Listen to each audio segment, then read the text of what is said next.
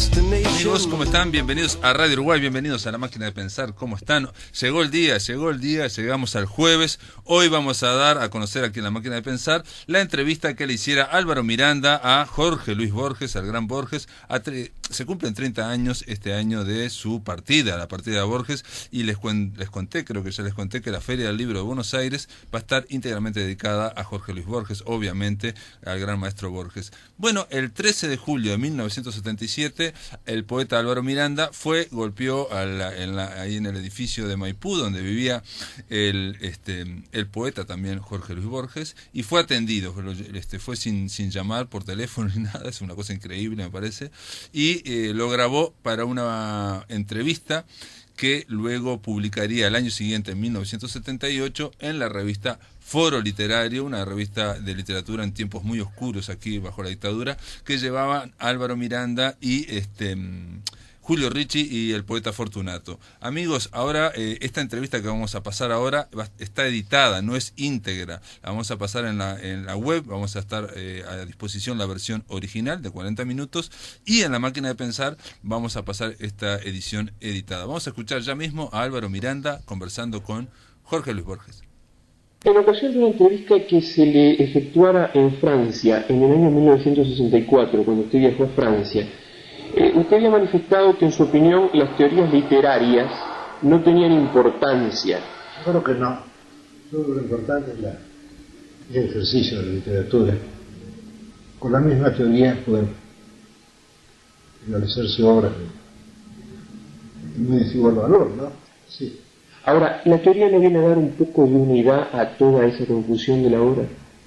Yo creo que la teoría podría ser más bien como un estímulo para la obra en muchos casos. Ajá. Por ejemplo, digamos, yo describo de la democracia, pero si Walt Whitman hubiera descrito la democracia, no hubiera podido darnos su obra extraordinaria, no hubiera podido escribir San Marcelo. Claro. Bueno, yo describo prácticamente del comunismo, pero si Neruda hubiera descrito el comunismo, hubiera seguido siendo un mediocre poeta romántico. O sea que para usted es importante la posición ideológica política del... No, quiere decir que es importante para él, pero no para los demás. Quiere decir que, por ejemplo, Carlyle fue el padre del fascismo, podemos condenar ese hecho, pero si él no hubiera tenido esa convicción de que la historia es la historia de los héroes, ¿no? La historia de los hombres, no habría dejado su obra extraordinaria. Perfecto. Es decir, que a Carlyle le convenía ser de nazi, avan la letra, desde luego, con 100 años de anticipación. A Neruda le convino ser comunista, a Whitman le convino ser demócrata. ¿A quién, perdón?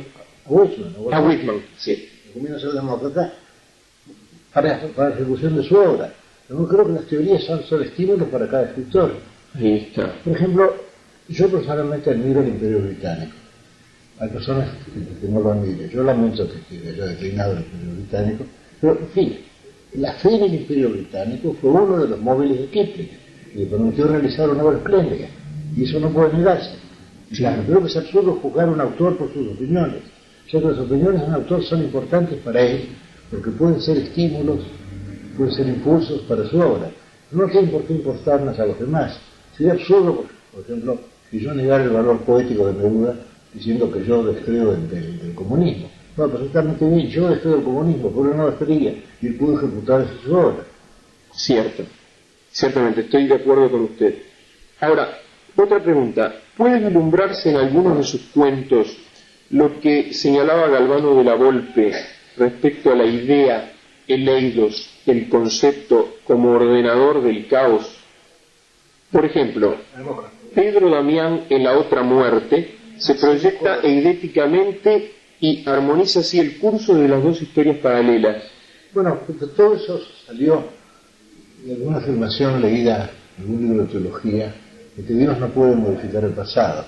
Entonces yo pensé, pero si el pasado pudiera modificarse, encontré, creo que está mencionando la Divina Comedia de un teólogo, Pierre Damiani, sí, que creía que el pasado podía modificarse. Entonces por eso le puse a mi gaucho Pedro Damiani. Claro. Por eso hice que modificar el pasado, y luego como yo había estado en Massoyer, en campo de batalla, claro, y me interesó mucho la revolución de París y toda aquella época, ¿no? Seguramente. Entonces pensé, bueno, voy a situarlo en aquella época, vamos a poner un gaucho entrerriano que de algún modo encarna Entre Ríos, que entonces hace quedar mal a su provincia, aflojando delante de los orientales. Vamos a suponer que sea un poco como el Raúl Schindler, medio que ha sido cobarde y que tiene que rescatarse de algún modo, tiene que llegar a ser valiente. Entonces ese individuo llega a ser valiente, pero no llega a ser valiente en el presente o en el porvenir, sino en el pasado, es decir, modifica el pasado, no se esfuerza de voluntad y de paso, ya que es un pobre hombre, es un gaucho, ¿no? sin darse cuenta de lo que está ejecutando. Claro. Recuerda que cuando él muere, creo que 10 años después de su delito en Entre Ríos, pero él también ha muerto en la batalla de Masayoshi. Y eso se explica en su cuento por una proyección eidética que hace el personaje en el momento de su muerte, es decir, creando de esa forma las dos historias paralelas. Sí, yo no recuerdo bien el cuento, pero yo tengo más bien la impresión de que no lo hace exactamente en ese momento, de que sin saberlo desde el momento en que es el solo, Sí, ya, ¿no? Sí, cerca de Jugador del Chu, ¿no? sí, Sí, sí. bueno, cuando se retira el Jugador del Chu, él ya empieza a hacer eso, pero sin darse mucha cuenta de lo que hace. Ajá. Se no hace mucha cuenta de lo que hace porque se entiende que no es un hombre intelectual. Y no es capaz de construir algo tan abstracto como el concepto de modificar el pasado. Claro. Es un gaucho. Lógicamente. Cosas. Pero de algún modo él está haciéndolo. Porque él vive allí solo, ¿no? Él vive solo, Sí. él se endurece, llega a ser un hombre valiente, y aunque no lo demuestre en ningún hecho, porque no tiene por qué demostrarlo, porque sin saberlo le está modificando el pasado, no tiene por qué influir en el presente, pero él se insiste en el hecho de que él no ha ejecutado ninguna proeza, que no se ha peleado, que no se ha batido con nadie, ¿no? Pero él simplemente llegaba a ser el hombre valiente que lo hubiera debido ser en la batalla de Masayoshi, y que no fue con los demás. Ahí está, exactamente. Es un Sí. cuento mágico, desde luego. Sí, por supuesto. Siguiendo con la literatura alemana, que yo sé que usted tiene una predilección especial por la literatura anglosajona, la literatura germánica. Sí. ¿Qué juicio... No, los que juntan hermanos también. Claro, por supuesto, por supuesto. ¿Qué juicio referiría respecto al movimiento literario conocido como romanticismo y cuáles fueron las figuras que dentro de este movimiento le impresionaron más profundamente? El romanticismo surge en Escocia. El romanticismo surge hacia 1750 con el Océano de Macpherson, Exacto. que fue traducido por Goethe, y el único pasaje fácilmente hallable del Océano es el que está en Die Leiden des jungen Werthers.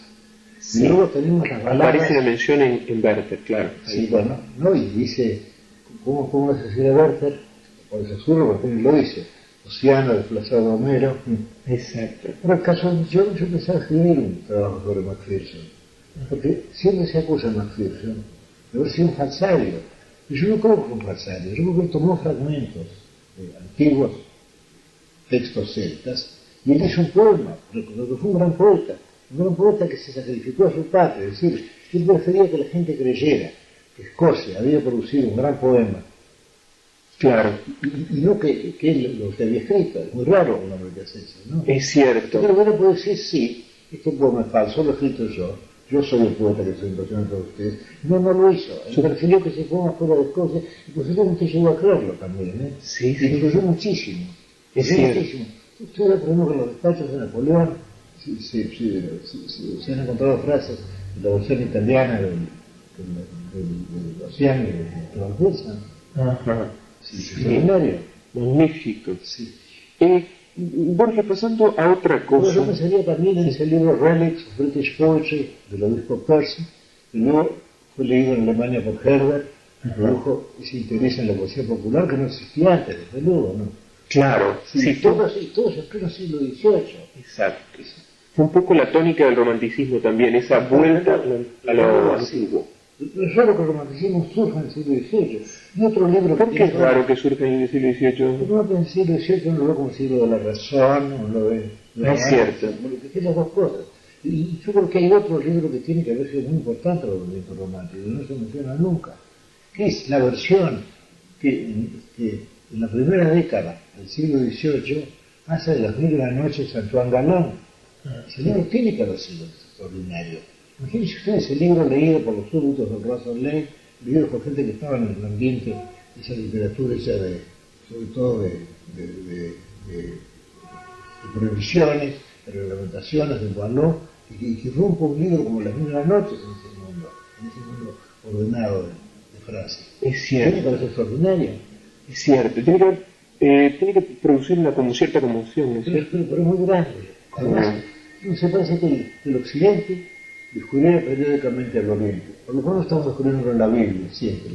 Luego tenemos hechos como tenemos a Marco Polo, a John Mandel, tenemos a Mil de la Noche, tenemos la obra de Kipling.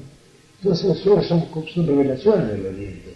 Y luego el descubrimiento de la filosofía de la India, la filosofía de la China, de la cultura japonesa. Es como si el Oriente estuviera irrumpiendo continuamente, y siempre con resultados felices. Es cierto. Nuestro mundo, ¿no? Pero queremos agradecer eso. Hay autores españoles sobre los que usted suele abundar en reflexiones. Ahora me gustaría escuchar su opinión sobre algunos clásicos españoles. Por ejemplo, en la épica, usted manifestó en un reportaje que se le hizo hace un tiempo que la literatura española empezaba con el romancero. Yo creo que sí, el signo me parece pesadísimo. Pero no es el comienzo de la literatura Sí, puede española. ser, pero es un comienzo muy desdichado. Por otra parte, no se da... Además, la cuadernaria es espantosa. Bueno, Sí. Por otra parte, no se da la misma digamos, evolución que se da en la literatura griega, la épica, la lírica y la dramática. Yo sé que la literatura empieza por la épica. Yo con la narrativa, yo creo en todas las literaturas. Ahí está. Yo creo que sí. Ahora, lo que es una lástima es que la épica ha desaparecido casi hasta ahora, ¿eh? Es cierto, se ha transformado en otro tipo de narrativa. Quedan algunos filmes del Far West, que son épicos, y luego van a quedar un libro con los 7 pilares de la sabiduría de Lawrence. Yo no sé hasta dónde es un libro épico, yo creo que no es demasiado reflexivo para ser épico, ¿no? El autor es demasiado inteligente para ser un gran poeta épico, ¿no? Es cierto, no es totalmente épico. No. Yo creo que Kipling era épico. Sí, Kipling tenía tal vez un espíritu épico. Tenía un espíritu épico, sí. Intransferible tal vez, y ya que le viene del espíritu inglés, ¿no? Sí, además, bueno, sí. Mira lo que, claro, algo que se encuentra en la literatura portuguesa y que falta totalmente del español, que es el sentido del mar. El sentido del mar. Está ausente de la literatura española. Es toda literatura mediterránea. El Quijote no se siente el mar. Es cierto. Fray Luis habla del mar, bueno, no es mío ver el lloro de los que desconfían, cuando el cielo se le abre o porfía. Sí, aún en la epístola del anónimo sevillano se dice que el hombre no ha sido creado para medir el planeta, para conquistar países, sino para estoica latina, ¿no? Es cierto. Por medida. Es una lástima que haya faltado el mar a la literatura española. Pero es natural, es un país mediterráneo, ¿no? Es que claro, está haciendo una historia, de fraude, sobre el fracaso de la Armada Invencible. Parece que la Armada Invencible hubiera podido triunfar, pero que no triunfó por un detalle que fue muy importante. En lugar de elegir marinería gallega o portuguesa, eligieron marinería catalana o valenciana. Esa marinería estaba acostumbrada al Mediterráneo, es un estanque. Claro, tuvieron que habérselas con los mares del norte, naturalmente fracasaron, pero tienen que habérselas con los ingleses, que no están acostumbrados a esos mares. Seguro. ¿No? Por ese detalle, posiblemente por ese detalle, bueno, fracasó toda la empresa. como yo que se habría modificado toda la historia. ¿Cómo no? Sí, fue un hecho importante en la historia, sin duda. Porque después de la conquista de Inglaterra, había venido otra vez a la conquista de Holanda, había tenido el imperio, y ahora tiene una historia inconcebible, totalmente distinta. Tal vez como una de las historias paralelas que usted narra en su canto, ¿no? Claro, sí, es una historia paralela que hay. Exacto. Qué raro pensar que si hubieran elegido otra marinería, podrían haber triunfado, ¿no? Porque se equivocaron, pero de catalanes y Es que todo depende de la circunstancia del momento, del instante. todo depende del momento. Claro. Exactamente. Real. Exactamente. Sí. Borges, ¿qué opinión le merecen, por ejemplo, La Celestina de Fernando de Rojas? No. La lírica de Garcilaso de la Vega y de Manrique. Todos eso lo han hecho mejor los italianos. Yo creo que el gran poeta español sigue siendo Fray Luis León, ¿no? Fray Luis León. Yo creo que es extraordinario. Pero mire usted, y lo voy a decir esta tarde también, usted toma un poema bastante mediocre de Horacio. Vea tu siglo que propio negotis, ¿no? Vea tu siglo que propio negotis. Bueno, y lo que hace Jorge con eso es una maravilla. Qué descansada vida la del que huye en un mal ruido, y sigue la escondida senda por donde mire, los pocos años que en el mundo ha sido, que no le enturga el pecho de los ojos grandes y estados, y el dorado techo servido fabricado del sabio de jaspe sustentado. Mira la maravilla que saca de unos mediocres versos latinos. Es cierto. Esos versos latinos son lo menos admirables de Horacio. Ahora lo que pasa con Fray Luis de León, y quizá lo vi esta tarde, es que Fray Luis de León nos da esa perfección, nos da esa serenidad, pero como nuestra época está interesada en experimentos literarios, claro, el experimento de él ha sido tan feliz que ya no es un experimento, ¿no? Cierto. De modo que nos interesan más poetas decididamente inferiores a él, como Góngora y como Quevedo, precisamente porque los vemos equivocados, porque los vemos intentando experimentos. ¿Considera que Quevedo es inferior a Fray Luis? No hay ninguna duda. En algunas declaraciones había manifestado algo importante. Usted no puede hacerse poesía sin emoción. En Quevedo la única emoción que hay es la emoción verbal, es la emoción del lenguaje. Ahí está, justamente, ahora que estamos hablando de poesía, ¿qué es lo fundamental que debe tener en consideración el poeta para crear su obra poética? Yo creo que tiene que estar arrebatado por el tema, tiene que estar interesado en el tema. En cambio, hay grandes escritores, digamos Joyce, digamos Mallarmé, digamos Góngora, digamos Quevedo, digamos Lugones también, a quienes les interesa sobre todo el lenguaje. Y yo no creo que... La forma. Sí, la forma. Más que el contenido. Sí, de forma, pero digo que se emociona sobre todo con palabras. Claro. Yo no sé, además yo creo que si uno está emocionado, esa emoción le da el sentido de las palabras. Es cierto. Es cierto, ahora eso es muy de Wordsworth. Ah, sí, desde luego, porque Wordsworth es un gran poeta. Claro. Eso desde luego, sí. Desde luego, hemos hablar de Wordsworth también, hemos hablado de Coleridge. Claro. Y Wordsworth como poeta fue muy superior a Coleridge. Porque Coleridge, ¿qué tiene? Coleridge tiene el Ancient Mariner, tiene Christabel y tiene Kubla Khan.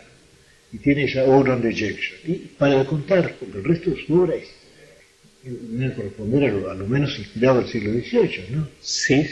¿No le parece? Bueno, yo tengo mi opinión de Coleridge, a mí me gusta mucho Coleridge. No, a mí también me gusta, yo creo que Coleridge es un hombre genio, pero tengo la impresión de que Coleridge quizás estuvo más en su conversación que en su obra escrita. Puede ser, tal vez un poco como Macedonio. Como Macedonio Fernández, exactamente. Yo, por ejemplo, creo que Macedonio es un hombre de genio.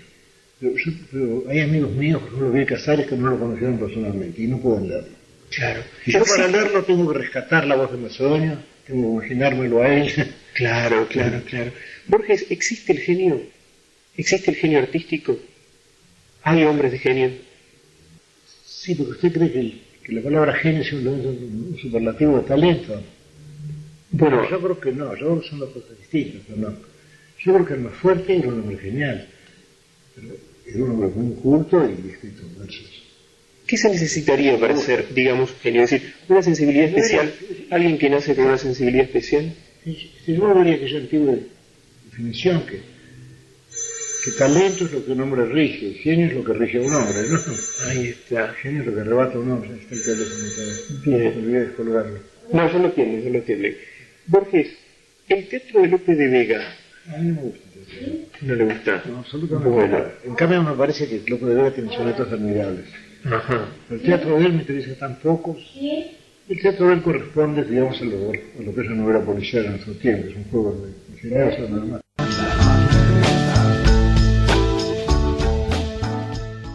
Amigos, continuamos aquí en La Máquina de Pensar, estamos escuchando el audio inédito de esta conversación entre Jorge Luis Borges y Álvaro Miranda. Le puedo proponer algunas opiniones suyas respecto a autores clásicos. Homero. Es indudablemente un gran poeta, eso no puede negarse. Pero ahí yo empiezo, ya caigo yo en la herejía. Para mí la Odisea es muy superior a la Ilíada. Sí. La Ilíada tiene algo de noble, es el tema de cantar la ira de un hombre. el personaje central Aquiles, pero podríamos salvarlo a Homero, suponiendo, diciendo que si nosotros preferimos a Héctor, es porque él también lo prefería a Héctor. Ahora, Claro. si nosotros vemos la Ilíada, Sí, todo es el poema de Ilión, el poema de Troya. exactamente. Yo creo que visto así, quiero decir, ¿por qué todo el mundo siente simpatía por Troya y por Héctor y nadie siente simpatía por los griegos? No solamente porque los griegos fueron vencedores, porque son más, es porque se muestra mejor a los troyanos. Podemos suponer que Homero íntimamente, aunque griego, estaba de parte de los troyanos. Yo creo que sí. Sí, Porque sí, durante, no sé qué, 4 siglos, o lo que sea, sí, todo el mundo ha leído la Ilíada desde el punto de vista de Troya, es porque el autor también le escribió desde el punto de vista de Troya. por supuesto. Yo no claro. creo que Con una cierta preferencia. se equivocara, por ejemplo, ¿no? Ciertamente. Y además lo que sucede en todos los países, que todo el mundo ha querido descender de los troyanos y nadie ha querido descender de Aquiles. Fue un dato bastante curioso. Estaba leyendo la Heimskringla, historia de los proyectos de Noruega de Snorre Sturluson, islandés, Sí. y hay una referencia a Thor, al dios Thor, ¿no? Sí. El dios del trueno, ¿no? Sí. Que dio su nombre al Thursday, inglés, Claro. es el día de Thor, ¿no? Thursday, ¿no? Bueno, y él, este hombre, escribió en el siglo XIII en Islandia, dice que Thor era sin duda hermano de Héctor, y que era hijo de Príamo, Claro. que todos querían ser troyanos. Sí, sí, sí. Aún sí, ese hombre sí. allá en el lejano norte Sí, quería sí, que sí, sus dioses fueran troyanos. Y luego siempre cuando se habla de Odín, que es el God en inglés, el de Wednesday, que Claro. es el God de Odín, se dice que vino desde Troya. Desde Troya. Es decir, que todos ellos sentían esa atracción de Troya. Sí, ejerció una especial fascinación. Sí, y claro, no se le ocurrió decir que fueron parientes de Aquiles. Claro. O de Agamenón. Exacto. Borges, a través de las épocas, el ritmo de desarrollo de las artes no ha sido igual. Hay periodos fecundos en una o dos expresiones artísticas, Oye, pero países estériles en fecundos en otras. esas expresiones. Ahí Por está. ejemplo, Ahora, puede que Inglaterra ha dado filosofía y ha dado poesía, pero no ha dado otras artes especialmente. Por ejemplo, yo creo que Inglaterra ha contribuido muy escasamente a la música o a la arquitectura. En cambio, en España, por ejemplo, tenemos una literatura relativamente pobre y una cultura muy rica. En Italia se da todo, ¿no? Pero creo que hay países que miran más por un lado, ¿no? es cierto. Ahora, ¿cómo considera Borges que es el actual momento de la literatura con respecto al juego de interrelaciones que la expresión literaria siempre mantiene con las demás artes? Demasiado abstracto para mí. Porque yo no conozco la literatura contemporánea. Yo perdí la vista en 1955, me dediqué a estudiar anglosajón, luego estudiar escandinavo, Claro. eso me hizo volver al alemán también, pero yo no conozco la literatura contemporánea, yo no Ah, conozco no. la contemporánea. Bueno, Borges, ¿usted considera como Unamuno que el escribir es un oficio, es un deber, Sí, más aún, yo diría que es un destino. un destino? Sí, en mi caso es un destino. La gente me pregunta a mí, si usted no fuera escritor, ¿qué querría hacer? Bueno, es que si no fuera escritor sería otra persona, porque yo no puedo contestar. Sí. Soy escritor, no soy Borges, entonces Claro. es otra persona. Seguramente. Yo, no soy. Borges, ¿usted recuerda a Benedetto Croce? Sí. Bien. Ahora, Croce decía que había una distinción entre poeta, el que crea obras originales, y literato, el que hace obras Cierto. útiles pero repetitivas. Sí, es verdad, eso sí. Y menospreciaba al literato. Yo no sé si... Ahora, la pregunta es la siguiente. La ¿Resulta palabra gramático es exactamente lo mismo. que el literato? Claro, salvo que gramático está en griego y literato está en latín, pero es la misma idea de letra. Claro, La palabra literato está producida para gramático. Cuando se habla de saxo gramático, no se quiere decir que ese historiador danés fue un gramático, quiere decir que era un literato, un hombre que había leído mucho. pero luego Emma Pound y recientemente Sábato también le dan un tono peyorativo a la expresión de literato. Se refieren a un literato como una persona Sí, que carece de originalidad. qué raro que empezó, quizá uno de los que empezaron con eso fue Verlaine, ¿Se acuerda? Sí. ¿Cómo es? que ton vers soit la bonne aventure, et par ce vent crispé du matin, qui va sentant amante le temps. Esto es una resta literatura. Ahí la palabra literatura está usada efectivamente, usada por un gran literato, por un gran poeta como Borges, ¿no? Sí. Borges es otro.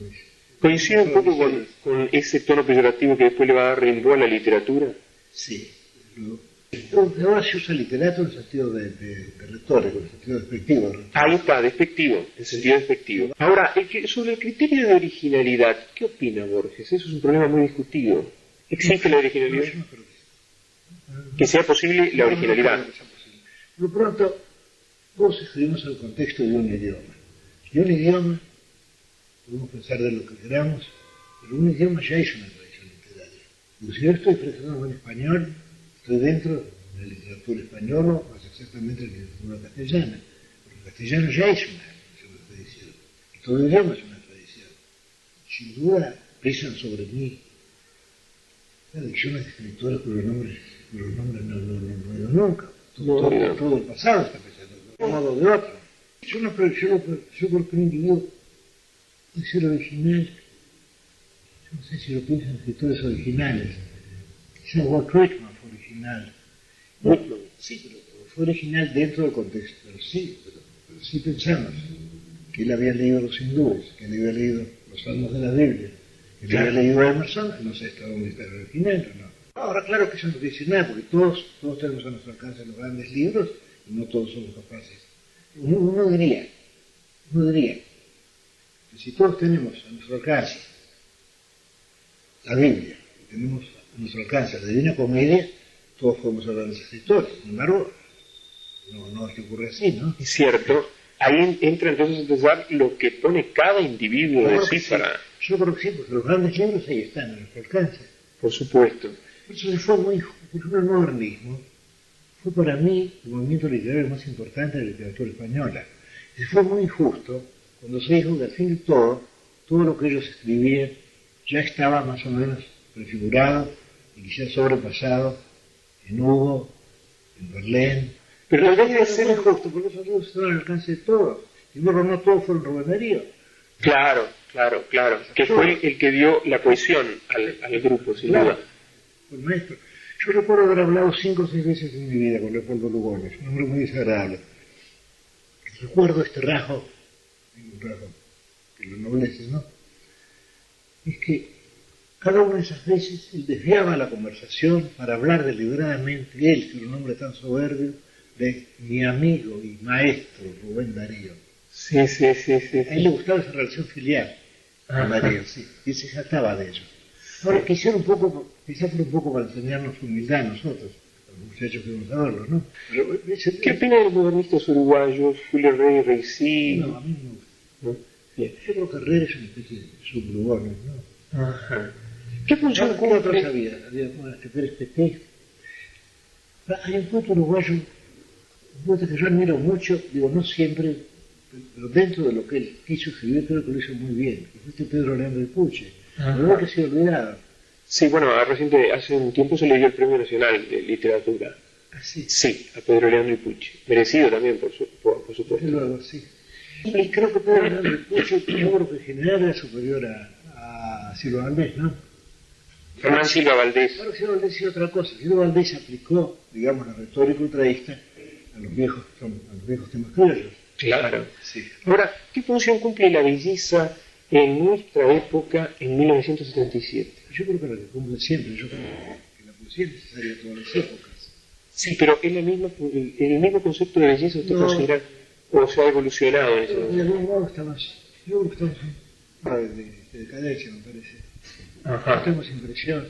Y será porque he vuelto muy descorazonado.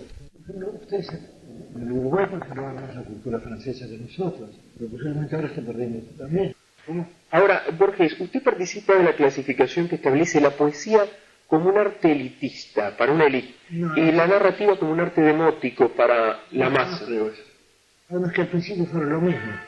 Porque la poesía empezó siendo la épica. ¿Y la épica qué era? ¿Era narrativa o era poética? Eran las dos cosas. Claro, ahí está, en la unión de ambos géneros Pero si en pensamos, el origen. vamos a aceptar el concepto tradicional de Homero como fuente de la literatura griega.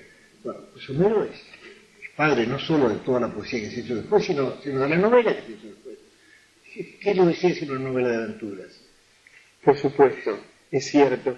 Ahora, y además, no digo eso contra, lo decía, me parece que está bien. Me gusta la novela de aventuras. sí. Borges, hay muchas definiciones de mito, del mito. Ahora, hay dos que interesan porque son antitéticas, absolutamente opuestas. Por ejemplo, la primera dice, el mito es ficción, es falsedad histórica y científica. Bueno, yo creo que no, yo creo que cuando tiene fuerza no es sentido como una ficción, es sentido como cierto. Bueno, justamente el contrario dice, mito es complemento de verdad histórica y científica. Yo creo que sí. Ajá. Es complemento entonces de la verdad Por ejemplo, histórica aquí y se científica. habla del mito de Perón, pero no hubo tal mito porque nadie creía realmente en él. Si hubiera sido un mito, se hubiera tomado en serio.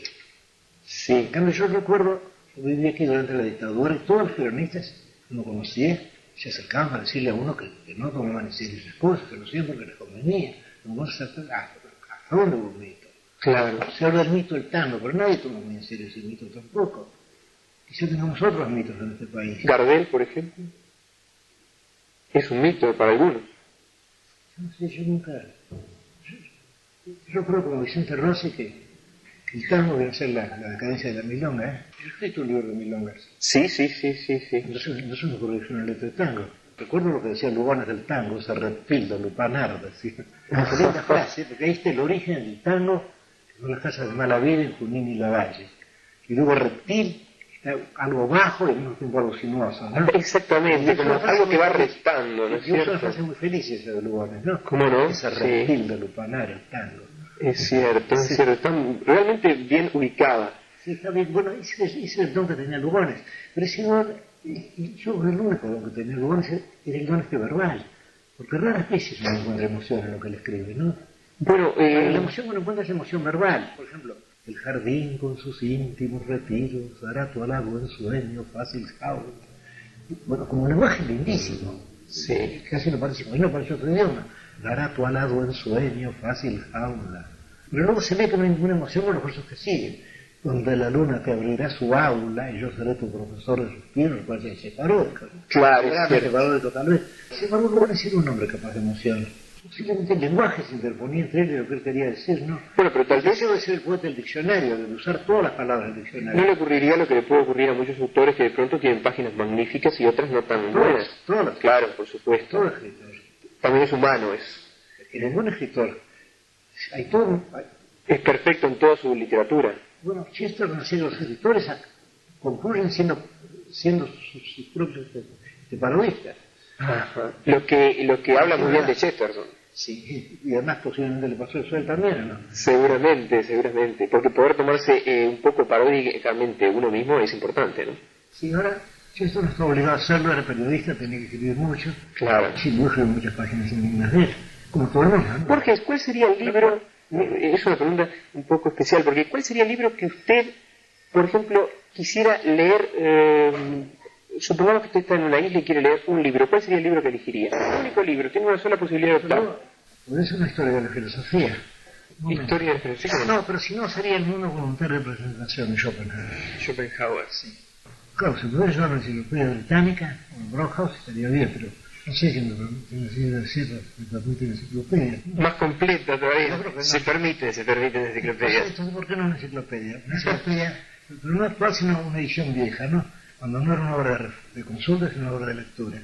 ¿Por qué no la enciclopedia británica del año 1915, por ejemplo, o la enciclopedia Brockhaus? Esta era la entrevista, obviamente editada, sintetizada, es mucho más larga la original, la vamos a poner también en versión integral porque tiene varios saltos. Realmente uno se queda así, como nos quedamos nosotros, en seco, esperando más y más. Y el tema con Borges es que dice un concepto y mientras uno lo está pensando, ya dijo 2 o 3 o 4 cosas inteligentes más. Escribir es un oficio, un deber, en mi caso un destino, dijo Borges, y vaya si lo cumplió. Para nosotros, amigos, es una felicidad poder brindarles esta entrevista, y antes de pasar al próximo bloque quiero dar las gracias a aquellos que difundieron esta noticia, entre otros al portal de montevideo.com.uy y al portal UiPress y al diario Hoy Canelones. Le mandamos un abrazo ahí a Martín Bentancor. Después de la pausa seguimos, amigos, conversando obviamente sobre Jorge Luis Borges. La máquina de pensar.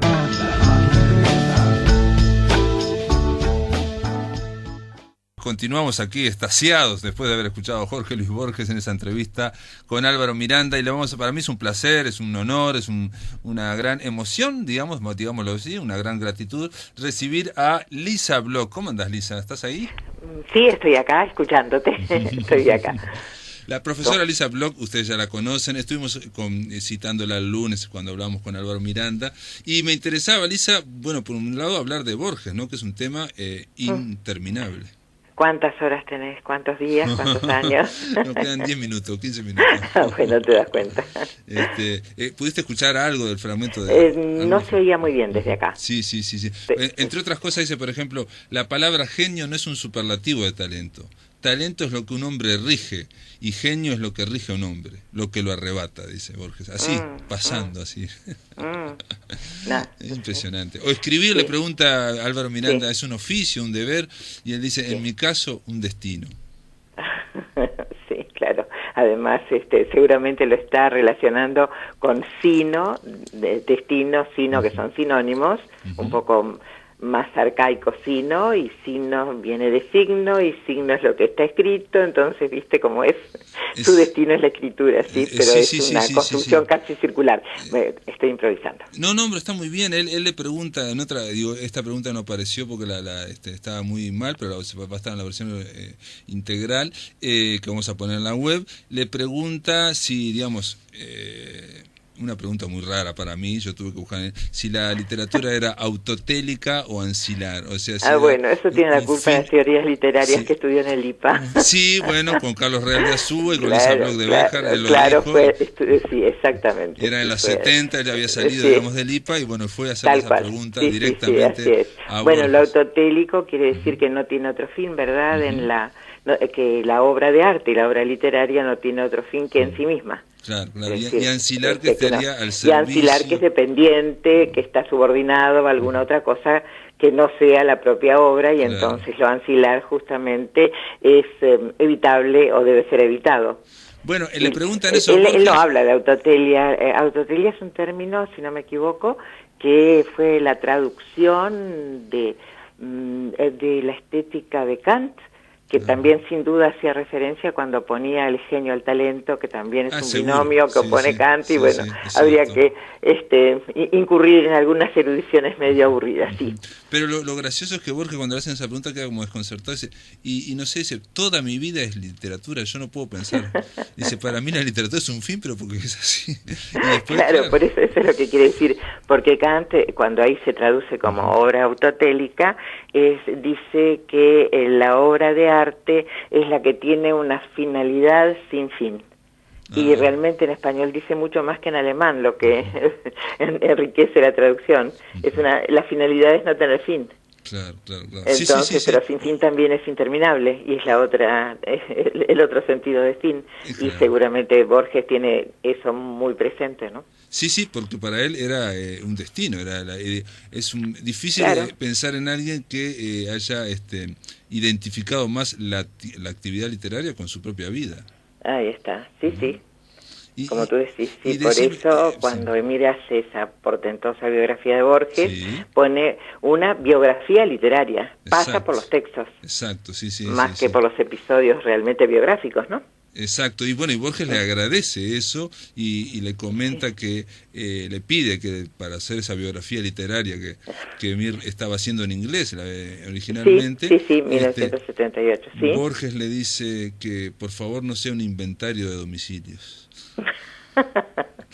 no lo tenía presente. No, como pero son sí. las biografías, ¿no? Que se mudó acá, fue para allá, Sí, no sé claro, qué. no, nada de eso. Que eso es Claro. irrelevante, digamos. Claro, ¿no? pasan por los textos, ¿no? Pasa por la Exactamente. literatura, pasa por sus poemas, sus ensayos, sus conferencias, sus cuentos, todo lo que Borges toca, dice en determinado momento, Emir, todo lo que Borges toca se convierte en Borges. Bueno, Está algo muy de bien. eso, ¿no? O sea, se convierte en literatura, podríamos decir también. Sí, primero es en el prólogo, creo que no se publicó en español, en el prólogo a Evaristo Carriego, que lo publicó, bueno, nosotros tenemos, si tú entras al sitio, a la página de Emir Rodríguez Monegal, vas a ver que está la imagen facsimilar del manuscrito de Emir y después está transcrito, ¿no? Y él decía eso en primer lugar, ¿no? Que Borges, todo lo que Borges toca se convierte en ficción. Y después, en otro párrafo, dice eso que te comentaba, ¿no? Claro, Borges, todo lo que toca Borges se convierte en Borges. Y hay algo de eso. Lisa, cuando me decís de la página web, estamos hablando de la de archivo de prensa.edu.uy, ¿no? Está así, que cambió de nombre varias veces y va a seguir cambiando. ¿Cómo Es se la llama? Biblioteca Digital de Autores Uruguayos. Ah, se llama Biblioteca Digital. Biblioteca Digital, ahí está. Y hay una página que fue la primera de Emir, que pronto va a ser migrada a una plataforma distinta, una plataforma informática, donde va a estar mucho más accesible, estéticamente más agradable, con un buscador sumamente eficiente, pero eso va a ocurrir de aquí a 2 semanas. Perfecto. En el archivo de prensa.edu.uy. Archivo de prensa es la Biblioteca Digital de Autores Sí, Uruguayos. sí, perfecto. Y ahí encontrás por Emir Rodríguez Monegal todo lo que te digo, ¿no? Claro. Y muchos más, hay 60 y tantos autores. Lisa, ¿y cómo fue hablar con Borges? ¿Vos lo llegaste a visitar en Buenos Aires? Sí, así es, sí. Bueno, lo más natural del mundo. Se hablaba con una gran naturalidad sobre muchísimos temas. A veces te daba la impresión de que uno como interlocutor no existía y te producía cierta inquietud porque había una cantidad de, por ejemplo, en el diálogo si se daban preguntas, pero preguntas coloquiales. Sí.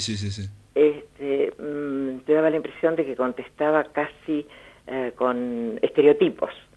Entonces uno dice hasta qué punto el interlocutor lo está condicionando. Y esto es contradictorio con lo que te voy a decir a continuación, porque al saber que uno viene del Uruguay, de la banda oriental, o como quieras decirle, o como quiera él decirle, lo primero que hacía era preguntarte por los grandes escritores uruguayos que fueron contemporáneos de sus épocas de vanguardia. Y entonces, ¿y usted no me podría conseguir tal libro de Leandro Ipuche o de Antonio Lucich o de Fernán Silva Valdés, ¿no? Y estaba muy presente lo que podía ser el interés que él suponía de su interlocutor, es decir, lo que tuviera que ver con el uruguayo. Yo eso lo consideraba como una cortesía, pero una cortesía estereotipada. Entonces, como lo vimos con mi esposo y con mi hijo Daniel más de una vez, que no me convencía que realmente él tenía presente quién era uno, que tal vez un exceso. Que estuviera tan interesado, ¿no? Pero ¿Cómo? aquí, que estuviera tan interesado, pero aquí en la entrevista también le pregunta por ese poeta olvidado, Pedro Leandro Ipuche, y le dice, claro. Miranda, pero le acaban de dar un premio, el Premio Nacional de Literatura, y dice, bueno, eso me deja muy contento, le dice, ¿no? Sí, claro que sí. Y bueno, y habla, lo contrapone a Fernando Silva Valdés y le parece que es superior Ipuche. Y sí, bueno, él, si no me equivoco, es en el tamaño de Mi Esperanza, o en algunos de los libros de esos prohibidos por él de los años 20, o en Inquisiciones, tiene varios artículos sobre Fernán Silva Valdés, y otra vez te voy a decir que tenemos una página espléndida con mucho material de Fernán Silva Valdés, donde están los artículos también que Borges le dedica, ¿no? Entre muchísimas otras cosas. En las de autores del Uruguay, entonces. Sí, claro, sí, mirá, allí en la biblioteca, sí. Perfecto, bueno, tenemos que dedicarle una semana a Fernando Silva Valdés, porque Fernando Silva Valdés, sí, bueno, ahí tenés material, pero realmente un caudal enorme, mirá, y creo que en la actualidad es muy poco conocido, y sin embargo, tanto sus diálogos filosóficos, sus poemas, las letras de composiciones que han circulado en distintas versiones de tangos y de milongas, también están ahí en esa página. Las podés escuchar en distintas versiones. Sí, bárbaro. Dice, la épica perdura a través de las películas del Far West, dice, por ejemplo. Es gracioso, ¿no? Y claro, sí, porque lo considera como la versión contemporánea cinematográfica de lo que fue la epopeya para el pasado, ¿no? Claro, claro, claro. Y decime, y entonces esas visitas que hiciste... bueno, sí, te estaba diciendo. ¿Nunca se te ocurrió entrevistarlo? No, entrevistar no. Era conversar. No sé si vale la pena que marquemos la diferencia, ¿no? Está muy bien, sí. Sí, era conversar simplemente, pero justo yo había visto una película de un polaco, Krzysztof Zanussi, no sé si eso te dice algo, que era el imperativo, la imperatriz. Entonces, como buen polaco, estaba muy preocupado por la existencia de Dios y quería una prueba de la existencia de Dios, y la encuentra. Es un científico, un biólogo, que haciendo ensayos y pruebas en su laboratorio, bueno, no te voy a contar toda la película. No, pero contame, ¿cómo se llama la película? El imperativo. El imperativo, sí. Entonces, encuentra con toda su felicidad, te imaginas, la prueba de la existencia de Dios. Pero se dio cuenta que eso no le alcanzaba. Lo que él quería realmente era saber si él existía para Dios. Entonces, con el aval de esa película y sin mencionarla, yo traté de saber si realmente el interlocutor existía para Borges, más allá de esa gentileza que indudablemente él prodigaba. Y entonces le repetí, con una diferencia de meses, le repetí una pregunta y él me dijo, pero eso usted ya me lo preguntó. Sorprendente. Así que, viste, me quedé con la prueba. Sorprendente, sí. No, porque da la impresión cuando uno escucha sus entrevistas, incluso honestas, de que hay una especie como de soliloquio, donde él está hilvanando un discurso y está como hablándose a sí mismo, ¿no? En voz alta, que estuviera pensando en voz alta, ¿no? Bueno, es eso, justamente era eso lo que me preocupaba y quería saber hasta qué punto existía su interlocutor. Claro. Y existe. Tengo la prueba. Sorprendente, muy interesante ese detalle, porque digo, habla de que él, si bien iba hilvanando y parecía que estaba en otra frecuencia, también estaba escuchando ahí está, sí. Me consta, que es así. Sí, lo vimos unas cuantas veces con mi esposo, con Gerard Genet. ¿Te acordás de Gerard Genet? Genet, claro, Gerard Genet. Sí, en 1985, mirá si hace años, con Jacques Derrida también, compartimos algún diálogo, andan por ahí las fotos, pero siempre con ese carácter, ¿no?, de conversación.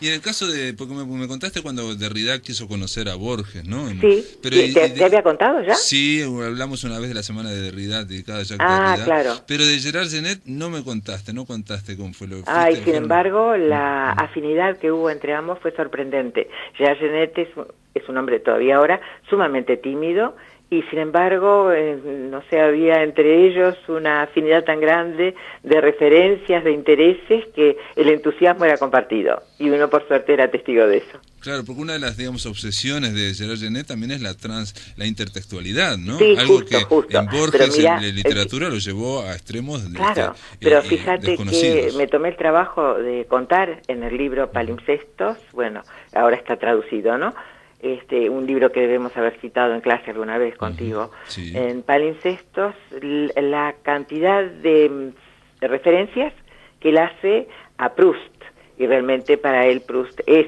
el gran escritor. Y también me tomé trabajo de contar cuántas referencias había de Borges, y hay muchas más de Borges que de Proust. Es increíble, Borges, impresionante. Sí, realmente, y eso que lo leí en traducción, y que se pierde una dimensión muy importante. Pero ¿no? Borges, desde la literatura, como que fascinaba a todos los teóricos también, ¿no? Sí, porque estaba haciendo sí, literatura y al mismo tiempo estaba hablando de la teoría, aunque él no era... Claro, no le daba ninguna sistematicidad. Sí, pero él estaba reflexionando. Claro, pero estaba en la imaginación teórica, que es mucho más que eso, ¿no? Imaginación del pensamiento propiamente dicho, ¿no? En el mismo cuento, en los mismos cuentos va reflexionando, ¿no? Eso es sorprendente. Sí, bueno, es así como tú decís. Lisa, gracias, se nos terminó el tiempo, gracias por estos comentarios. Está hecha la invitación también a autores de Uruguay. Sí, me gustaría, y publicaciones periódicas también. Y publicaciones periódicas. Está creciendo de una manera realmente desmesurada. Todo el equipo está trabajando en eso. Bueno, les mando unas grandes felicitaciones, te mando un gran abrazo. Muchas gracias, y gracias por tu interés, Pablo, una vez más. Sigan adelante. Bueno, gracias, hasta pronto. Que pasen muy, pero muy